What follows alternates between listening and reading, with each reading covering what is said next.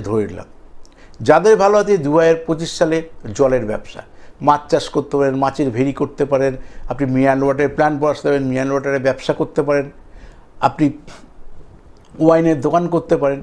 কিন্তু ওয়াইনের মধ্যে নক্ষত্রটা শুক্রের নক্ষত্র হতে হবে চাঁদের সাথে।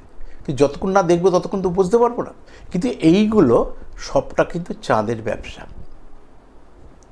যদি করতে হয় তাহলে আপনি যদি কর্কট রাশির যদি জাতক বা জাতিকা হন এবং আপনার লগ্নটা যদি মকর লগ্ন হয়, আপনার জন্য খুব ভালো 2025 সাল।